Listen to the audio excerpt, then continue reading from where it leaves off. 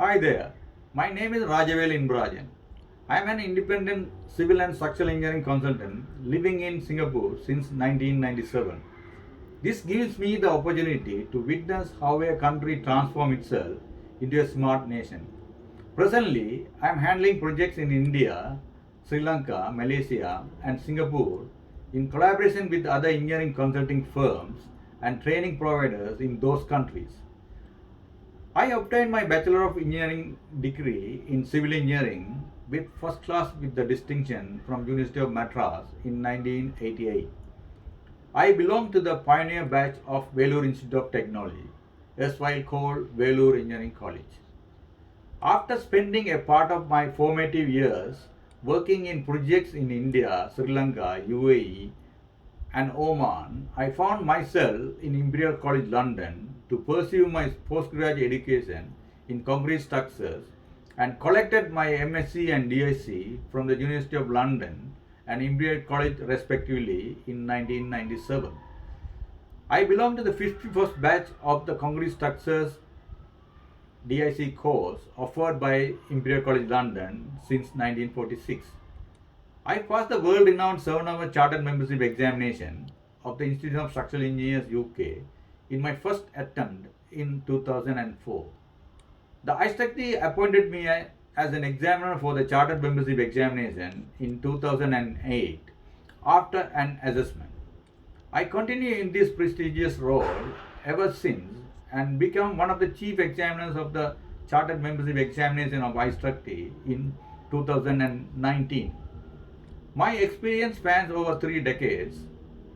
Previously, I worked with reputable international consultants and contractors in very large engineering projects with increasing responsibilities in Qatar, United Arab Emirates, Saudi Arabia, Oman, Singapore, Sri Lanka, and India since 1988.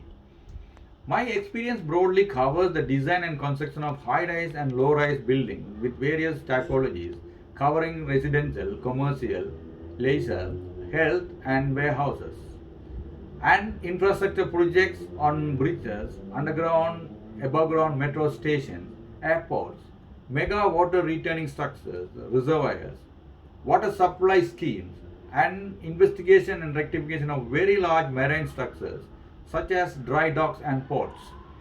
I also have wide experience in working with research and commercial laboratories. The topic of my presentation is the role of engineers in development of mass housing and infrastructure development in Singapore. I will slightly touch on some policy matters that enabled and facilitated the growth of Singapore from a small trading post to what it is currently today as a smart nation in Southeast Asia. Historically, Singapore's urban development commenced with the arrival of Stamford Raffles in 1819. Singapore's earliest town planning plan was prepared in 1822. This was centered around the areas of Singapore River where the most of the commercial activities were centered at that time. Master Plan of Singapore was again prepared in 1958, covering the whole island to cater for the population growth. This became the first statutory land use document in Singapore. In 1927, Singapore Investment Trust was formed to build low-cost housing. However, Housing Development Board was formed in 1960 to replace SIT. The rapid development of mass housing commenced after the formation of HDB. More than 55,000 units were built as per the first 5-year plan from 1960 to 1965. HDB constructed 140,000 units by 1970. The rest became history. Today, Singapore has more than 1 million HDB homes. They were able to achieve this by standardizing the floor plans and applying innovative construction method with time. In fact, the credit should go to town planners, architects, and engineers of all core disciplines. Only on a policy perspective, Singapore government realized the fact that the home ownership would give her people a sense of belongingness to the land and facilitate a robust path for economic growth over the years. Singapore government formed schemes that allow people to use their central provident fund money earned by them to buy homes. At the outset, the growth of Singapore economy started with labor intensive industries and slowly turned into technology based and now getting transformed into knowledge based economy. Singapore local regulations systematically formulated over the years by Ministry of National Development, we call it MND, that had immensely helped the engineering fraternity to contribute to the development of Singapore in systematic ways. Building and Construction Authority spearheads the construction activities in Singapore now. I passionately believe that knowing the following good practices implemented and adopted in Singapore by BCA with respect to design and construction activities will immensely benefit any developing economy in the world. They are, firstly, compliance with minimum buildable score requirements.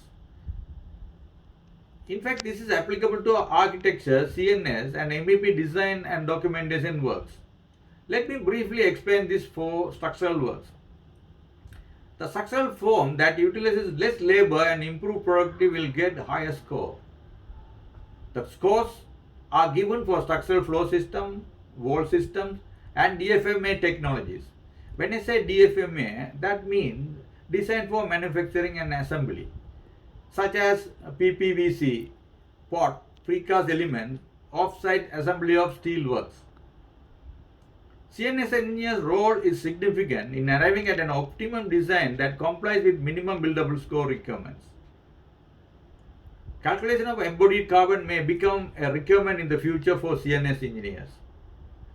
In fact, recently the Institute of Structural Engineers has released a book on calculation of embodied carbon that will be very useful for anyone who want to familiarize themselves with the calculation of embodied carbon. On the other hand, operating carbon is controlled by sustainability requirements and overseen by MEP engineers. Next, I move on to CONCOA score. That means compliance with construction quality assessment. This is also applicable to architecture, CNS, and MEP discipline to validate the quality of end product. CONCOA is now a registered trademark in many countries, including in India. Let me summarize few points on how the engineering profession is guarded for the benefit of public in Singapore. The engineering profession is well regulated in Singapore, like other professions such as medicine, dentistry, law, and accountancy. Only registered professional engineers with a practicing certificate can submit design to BCA for getting approval. PE's design must be independently checked and certified by an accredited checker. We call them AC. An accredited checker must be a PE with practicing certificate. A university professor without a PE status is not authorized to perform design submission or certify others' design. Construction work shall be supervised by a qualified person. We call them QP. Again, QP must be a PE with practicing certificate. Resident engineers, resident technical officers also form part of the construction supervision team. They must be registered with the Institute of Engineers Singapore. PEs, QPs, REs and RTOs shall maintain minimum CPD points to get their licenses renewed yearly. Therefore, Singapore's system will invariably push the engineers for upgrading their knowledge to cater for the demand generated by the ever-changing economy. To the best of my knowledge, PE Board Singapore does not recognize any foreign professional registration license as a professional qualification to get a PE license in Singapore. Finally, I would like to express my sincere thanks to Engineering Council of India and construction industry Construction Industry Development Council, for giving me the opportunity to give this presentation. In fact, I am happy to take more questions during the special sessions in the coming days. I thank you all.